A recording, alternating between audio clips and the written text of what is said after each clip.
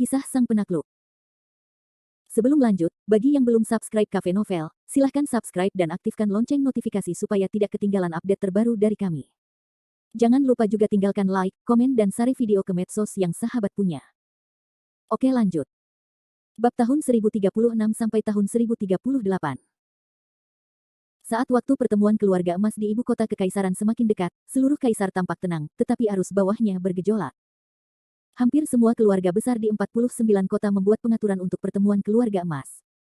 Mereka semua memiliki seperangkat jiu-jiu kecil tentang diri mereka sendiri. Namun, ide-ide dan perhitungan ini kurang lebih terkait dengan keluarga Y, ibu kota kaisar. Bagaimanapun, pertemuan keluarga emas ini diadakan untuk keluarga Y. Beberapa orang berharap keluarga Y akan menghilang di kota ke-49 ibu kota kekaisaran, sementara yang lain ingin mendukung keluarga Y. Tentu saja, ide-ide ini dioperasikan secara rahasia, bukan untuk orang luar. Pada saat ini, lampu-lampu gedung ibu kota kekaisaran sudah redup. Di tengah malam, seluruh ibu kota kekaisaran dan bahkan lembaga-lembaga resmi di timur hampir memasuki keadaan berhenti beroperasi. Di gedung ibu kota kekaisaran ini, hanya seorang lelaki tua yang masih duduk di kantornya, menatap keluar jendela.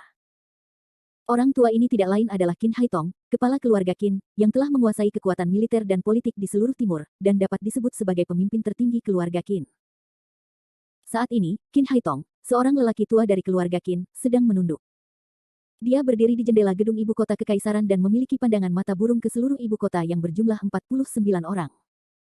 Setelah beberapa saat, pintu kantor Qin Haitong didorong terbuka, dan seorang pemuda berjas masuk. Pemuda itu berjalan ke belakang Qin Haitong dan dengan hati-hati berkata, "Ketua, sudah larut malam. Apakah Anda perlu mengatur mobil untuk mengantar Anda kembali?" Qin Haitong kembali sadar setelah setengah suara. Dia menjabat tangannya dengan lemah dan berkata, "Tidak, Xiao Liu, kembalilah dulu. Aku akan tinggal di sini sebentar." Ini. Pemuda itu tidak berani berkata lebih banyak, tetapi ragu-ragu dan berkata, "Ketua, saya meminta mereka untuk memarkir mobil di bawah gedung. Kapan Anda ingin kembali, hubungi saya." "Baiklah, saya mengerti. Anda pergi." Qin Haitong berkata tanpa daya. Pemuda seperti sekretaris itu dengan cepat dan hormat mengangguk, lalu perlahan kembali, dengan hati-hati menutup pintu kantor lagi. Setelah sekretaris Liu pergi, Qin Haitong mengeluarkan sebatang rokok dan menyalakannya. Dengan desahan pahit, dia mendengar lelaki tua dari keluarga Qin berkata, "Hujan gunung akan datang, hujan gunung akan datang." Pada saat yang sama, mata lelaki tua Qin Haitong masih melihat ke barat daya dari waktu ke waktu. Matanya dipenuhi dengan kekhawatiran yang belum pernah terjadi sebelumnya. Namun, pada saat ini, sosok seorang wanita tiba-tiba muncul di belakang Qin Haitong seperti hantu. Wanita itu tidak terlihat sangat tua, tetapi dia berusia awal 20-an. Namun, ketika dia membuka mulutnya, dia sangat kasar kepada Qin Haitong. "Xiao Hai, aku ingat dokter mengatakan bahwa kamu tidak bisa merokok dalam kondisi fisikmu saat ini. Kamu tidak perlu memadamkan asapnya." Qin Haitong tertegun. Dia menoleh dan menatap gadis itu dengan senyum pahit di wajahnya. Dia tampak memohon, "Hanya satu, ambil satu." Gadis itu hanya mendengus dan tidak menghentikannya. Jika orang luar melihat pemandangan ini, pasti sulit membayangkan bahwa pemimpin keluarga Qin ini, Kaisar ke-95 dari Timur, akan begitu takut pada gadis kecil di depannya. Bagaimanapun, gadis yang tampaknya muda ini bukanlah orang biasa. Dia adalah pilar keluarga Qin dan saudara perempuan Qin Haitong. Setelah 2 langkah, gadis itu datang ke Qin Haitong dan berdiri berdampingan dengannya, juga menghadap ke 49 kota. Tiba-tiba gadis itu berkata, "Xiao Hai, jika kamu tidak pulang selarut ini, apakah kamu khawatir tentang pertemuan keluarga emas lusa?" Mendengar pertanyaan gadis itu, Qin Haitong menghela nafas tak berdaya, "Kakak, bohong jika mengatakan bahwa kamu tidak khawatir." Sejak berdirinya Republik Rakyat Tiongkok, situasi di mana 10 keluarga emas teratas di ibu kota kekaisaran telah berkuasa bersama selama bertahun-tahun, dan keluarga Ye adalah salah satu keluarga emas lama. Sekarang, keluarga kulit putih, keluarga Lin, dan keluarga Liu telah bersatu untuk menyerang keluarga Ye. Situasi ini belum pernah terjadi sebelumnya. Sebagai penguasa di timur, aku tidak dapat membayangkan betapa mengerikannya situasi di 49 kota akan berkembang setelah keluarga Ye runtuh. Akan ada badai berdarah lagi saat itu. Haha. Gadis itu hanya mencibir sedikit, menoleh dan menatap Qin Haitong, dan berkata sambil mencibir, "Xiao Hai, ini bukan yang seharusnya kamu, tuan dari 95, katakan." Setelah jeda dalam suaranya, gadis itu melanjutkan, "Aku ingat ketika kamu masih muda, bukankah kamu sering mengatakan bahwa keluarga bangsawan adalah kanker yang ada di tanah timur? Jika mereka tidak disingkirkan, seluruh timur tidak akan dapat kembali ke proses sistem hukum dan modernisasi. Tetapi sekarang mereka menggigit anjing dan berkelahi di antara mereka sendiri. Bukankah itu seharusnya menjadi hal yang baik untukmu? Apa yang kamu khawatirkan? Mendengarkan kata-kata gadis itu, Qin Haitong tersenyum pahit. Itu hanya kesombongan masa mudaku. Tentu saja, tidak dapat disangkal bahwa bahkan sekarang aku masih berpikir bahwa keluarga bangsawan adalah penyakit yang tidak dapat disembuhkan. Namun sekarang aku bukan masa muda yang sembrono, juga tidak memiliki fantasi yang tidak realistis itu. Keluarga emas hari ini, apakah itu keluarga Bai, keluarga Lin, atau keluarga Ye, telah menembus ke seluruh darah timur. Melihat sekeliling, tanah timur, baik militer maupun politik, penuh dengan anggota keluarga ini dan kekuatan mereka. Orang-orang dan kekuatan ini saling terkait. Mereka tidak dapat dibersihkan dalam 1 atau 2 hari. Oleh karena itu, jika keluarga Ye jatuh saat ini, itu akan berdampak besar pada seluruh situasi di timur. Keluarga-keluarga dan kekuatan politik yang awalnya berada di bawah perlindungan keluarga Ye akan sepenuhnya kehilangan belenggu mereka dan merajalela. Bukankah orang-orang lokal yang bernasib buruk saat itu? Pada saat yang sama, Qin Haitong mencubit alisnya tanpa daya. Harus dikatakan bahwa lelaki tua dari keluarga Qin sangat akurat dalam mengendalikan situasi, dan apa yang dilihatnya lebih lama daripada yang dimiliki keluarga emas. Pada akhirnya, Qin Haitong tidak menganggap dirinya sebagai kepala keluarga untuk mempertimbangkan masalah ini. Saat ini, Qin Haitong benar-benar menganggap dirinya sebagai orang ke-9 dari seluruh timur untuk melihat masalah ini. Secara alami, wajahnya berbeda.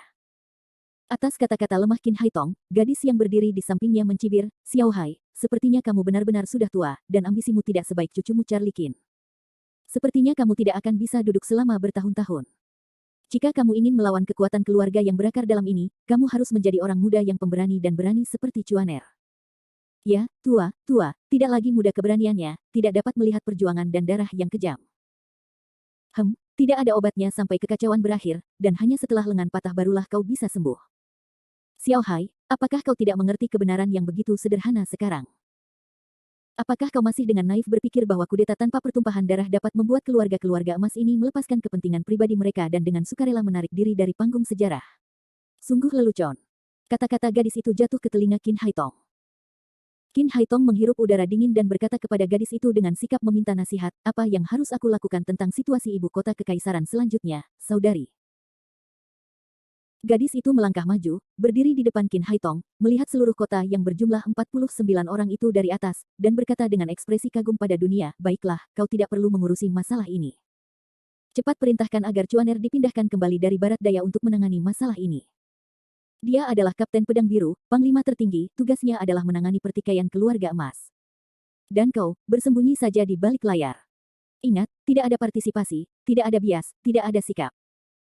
Mengapa keluarga Qin selalu mampu berdiri di ibu kota kekaisaran, atau bahkan mempertahankan gedung ibu kota kekaisaran, tidak bergantung pada kekuatan absolut, tetapi pada seni keseimbangan. Seni keseimbangan, haha, seni keseimbangan. Qin Haitong hanya bergumam pada dirinya sendiri tentang teknik keseimbangan, tetapi segera dia menunjukkan senyum masam di wajahnya. Lagi pula, jika ada kekuatan, siapa yang bersedia menjadi kupu-kupu dalam situasi yang kacau seperti itu? Bab 1037.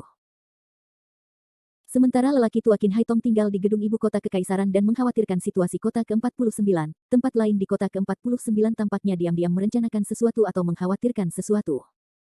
Tempat ini bukan tempat lain, tetapi keluarga Sima, yang terakhir dari 10 keluarga emas di ibu kota kekaisaran. Pada saat ini, keluarga Sima tidak memiliki lampu terang atau kerumunan yang ramai.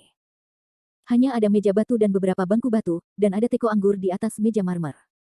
Kelihatannya sangat keren. Tentu saja, ini juga tidak berdaya. Meskipun keluarga Sima dikatakan sebagai salah satu keluarga emas ibu kota kekaisaran, populasinya selalu sangat langka, yang dapat dikatakan sebagai satu garis warisan. Sekarang di taman belakang keluarga Sima, hanya ada 3 generasi keluarga Sima di tepi meja batu. Yang pertama adalah pemimpin keluarga Sima, Sima Yixiao, kemudian putra Sima Yixiao, Sima Jian, dan Sima Hongliang, cucu Sima Yixiao. Sambil memegang gelas, ekspresi Sima Yixiao sangat aneh, bahkan agak aneh, hanya menatap langit yang gelap, tertegun untuk waktu yang lama. Pada saat itu, Sima Hongliang, seorang pemuda dengan wajah samar, berkata dengan tidak sabar, "Kakek, apakah Anda ingin membahas sesuatu dengan kami jika Anda ingin memanggil ayah dan anak kami setelah makan malam?" Sima Xiao berkata sambil tersenyum, "Hongliang, kakekku memanggil kalian berdua hari ini.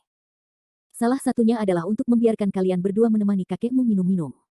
Yang kedua adalah untuk menanyakan apakah kalian berdua punya ide tentang pertemuan keluarga emas lusa." Jelas, bagi Sima Yixiao, minum adalah palsu, dan memang benar untuk membahas seluruh pertemuan keluarga emas dengan kedua tuan ini. Sima Jian dan Sima Hongliang saling memandang. Sima Hongliang adalah seorang pemuda dan memiliki temperamen yang nyata. Dia tidak sabar untuk berkata, kakek, apalagi yang bisa kupikirkan. Sekarang keluarga Ye telah mengambil inisiatif untuk menikahi keluarga Sima kita. Setelah itu, kita semua akan menjadi saudara. Mengenai pertemuan keluarga emas, semua orang dapat melihat bahwa itu adalah keluarga Lin, keluarga Liu, dan keluarga Bai yang telah bergabung untuk menggertak keluarga Ye. Tentu saja, kita keluarga Sima tidak bisa duduk diam dan mengabaikannya. Kita harus membantu keluarga Ye kali ini. Haha. Mendengar kata-kata cucunya dari lubuk hatinya, Sima Yixiao tiba-tiba tersenyum diam dan bertanya, membantu. Hongliang, apakah kamu ingin berbicara tentang bagaimana keluarga Sima harus membantu keluarga Ye? Ini. Pertanyaan Sima Xiao tiba-tiba membuat Sima Hongliang terdiam. Sebenarnya, identitas keluarga Sima di seluruh ibu kota kekaisaran sangat memalukan. Untuk mengatakan sesuatu yang buruk, bahkan lebih parah dari keluarga Ouyang, belum lagi keluarga Lin, Ye, dan Bai. Meskipun Sima Yixiao juga berusia lebih dari 60 tahun, prestasinya hanyalah ranah naga dan gajah. Bagaimana kita bisa dibandingkan dengan orang-orang tua itu? Selain itu, Ding dan keluarga Sima tipis, dan pengawal keluarga Sima juga merupakan sekelompok kaki bersulam Huakuan, yang tidak dapat dibandingkan dengan Yulong Wei dari keluarga Ye dan Donglin Wei dari Liu.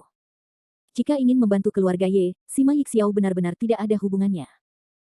Melihat wajah ayahnya yang buruk rupa, Sima Jian bertanya dengan hati-hati, ayah, bagaimana seharusnya keluarga Sima kita bersikap lusa? Bagaimanapun, kita memiliki hubungan pernikahan dengan keluarga Ye, tetapi kita tidak dapat menyinggung keluarga Lin, keluarga Bai, dan keluarga Liu. Tampaknya kita berada dalam sedikit dilema. Bagaimana harus bersikap? Sima Yixiao tidak punya pilihan selain tersenyum pahit. Dia menuangkan secangkir anggur untuk dirinya sendiri dan berkata, Jianer, ini adalah penampilan terbaik bagi kita untuk tidak tampil. Apa maksudmu, kakek? Sima Hongliang bingung dengan kata-kata misterius Sima Yixiao. Sima tidak terburu-buru. Dia tersenyum malas kepada cucunya dan berkata, Hongliang, alasan mengapa kakekku memanggil ayah dan anakmu hari ini adalah untuk memperingatkanmu bahwa air di 49 kota ini sangat dalam. Tidak peduli itu keluarga Bai, keluarga Ye atau keluarga Lin, kami keluarga Sima tidak dapat terprovokasi. Jadi aku harap kalian berdua akan lebih sedikit berbicara pada pertemuan keluarga emas lusa. Terutama kamu, Hongliang. Cobalah untuk tidak membuka mulutmu jika kamu bisa, atau cepat atau lambat akan mendapat masalah. Baiklah, bagaimana dengan keluarga Ye? Tidak bisakah kita melihat keluarga Ye jatuh seperti ini? Sima Hongliang masih keras kepala. Turun. Sima Yixiao mencibir dan berkata, Hongliang, kamu benar-benar anak yang tulus. Apakah kamu benar-benar berpikir keluarga Ye belum siap saat ini, belum lagi Leonard Ye yang tua, tetapi ayah dan anak yang mengerikan dari keluarga Ye tidak baik untuk satu sama lain? Meskipun keluarga Lin, keluarga Bai dan keluarga Liu bekerja sama dengan baik, mereka mungkin bukan lawan keluarga Ye jika mereka benar-benar ingin bergerak. Ini. Mendengar kata-kata Sima Yixiao, Sima Hongliang kembali terdiam.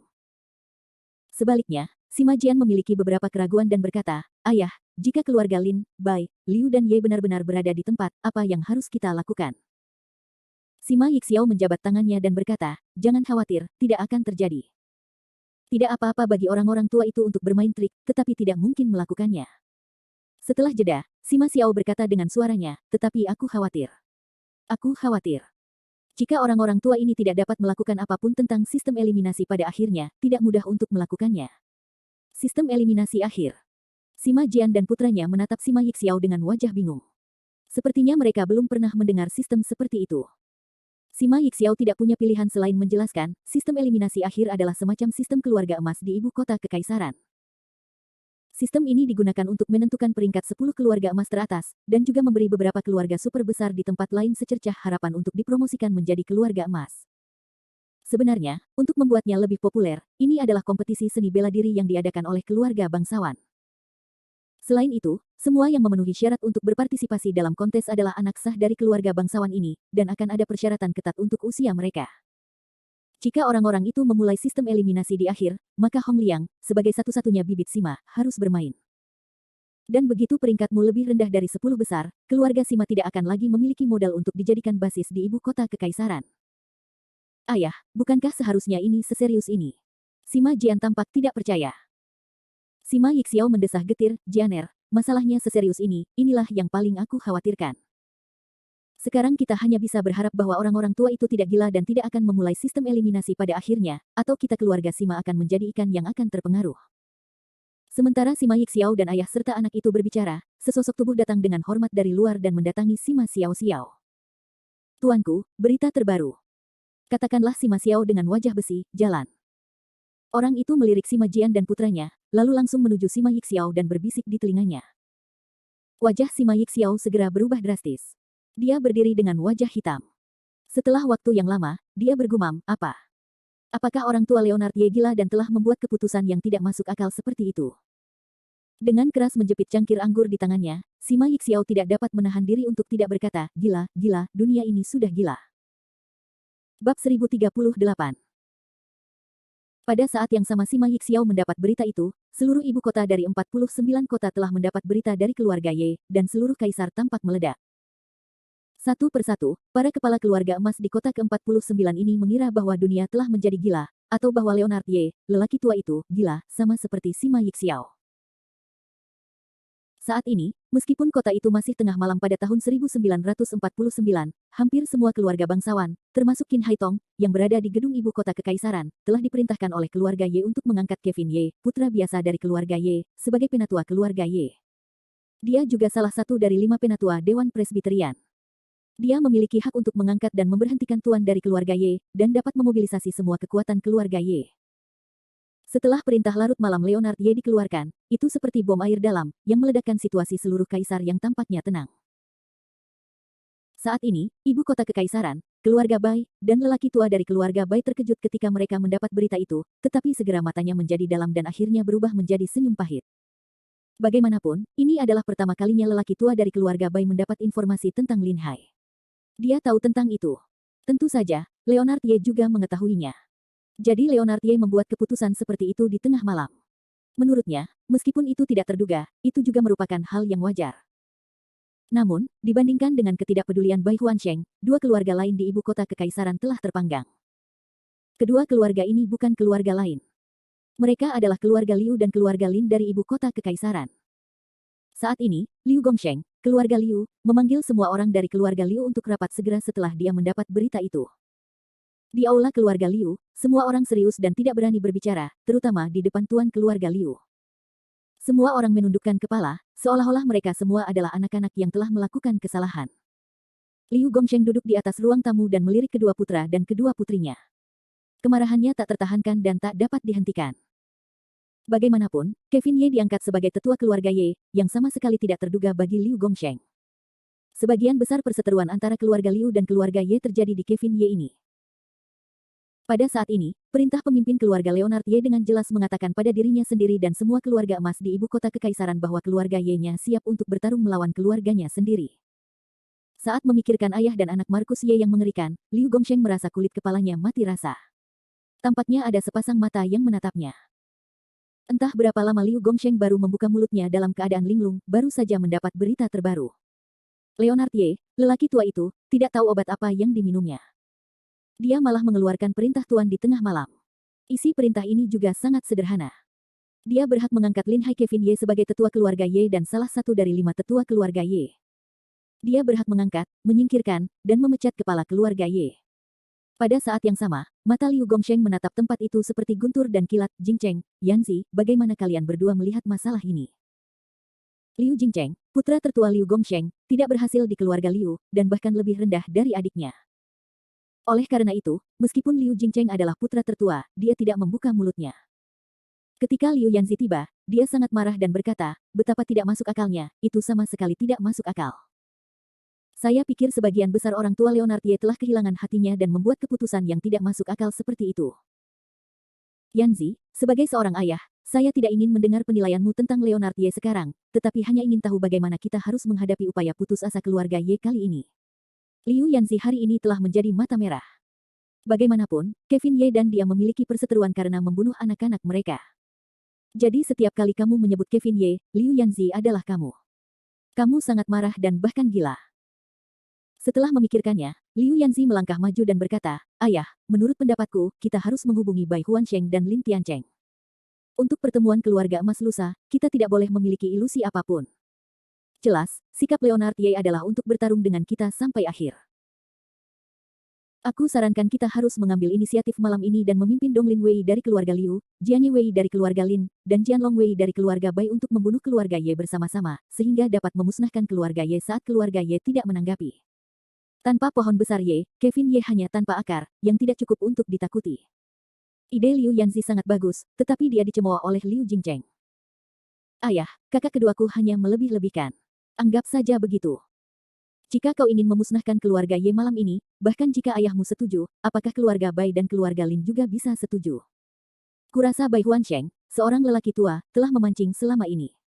Mungkin keluarga Bai dan keluarga Ye-nya sudah berkompromi. Kita memulainya dengan gegabah, belum lagi kita bisa menghancurkan keluarga Ye. Aku khawatir kita mungkin telah membuat gaun pengantin untuk orang lain saat itu. Liu Jingcheng mencibir, tetapi Liu Yanzi tersipu dan tidak dapat membantah. Tetapi Liu Gongsheng, yang duduk di atasnya, berkata, Jingcheng, karena kamu berkata begitu, bagaimana kamu ingin menghadapinya? Melihat pertanyaan ayahnya, Liu Jingcheng dengan cepat dan hormat berkata, Ayah, menurut pendapatku, siapa yang ditunjuk Leonard Ye untuk menjadi tetua internal keluarga Ye adalah urusan keluarga Ye sendiri, dan keluarga Liu tidak perlu campur tangan. Selain itu, keluarga Ye telah lama tinggal di ibu kota kekaisaran, yang dapat dikatakan berakar dalam. Jika Anda ingin menggulingkannya, Anda harus menyatukan beberapa keluarga emas seperti saya. Oleh karena itu, pendapat saya adalah menunggu pertemuan keluarga emas lusa untuk membuat perbandingan. Katakan tidak dikatakan. Liu Yanzi memukul Liu Jingcheng. Saat ini, Liu Gongsheng melihat bahwa kedua putranya memiliki pendapat yang berbeda. Dia tidak bisa menahan diri untuk tidak mencibir dan bersenandung. Kemudian dia berdiri dan berjalan langsung ke pintu. Ayah, malam sudah larut. Kamu mau pergi kemana?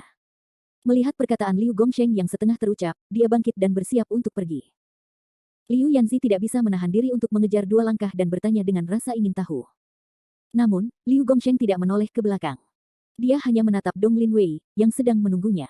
Dia berkata, siapkan mobil. Aku akan pergi ke rumah lama keluarga Bai dan menemui Bai Huansheng secara langsung. Tidak, Tuan. Melihat perkataan Liu Gongsheng, Liu Yanzi merasa senang. Dia menatap langit malam yang gelap dan berkata, Kevin Ye, dasar bajingan, apakah menurutmu dengan perlindungan orang tua Leonard Ye, kamu bisa bebas di laut? Mimpi saja, kamu tunggu aku, lusa, paling lama lusa, kamu dan seluruh keluarga Ye akan dikuburkan bersama putraku.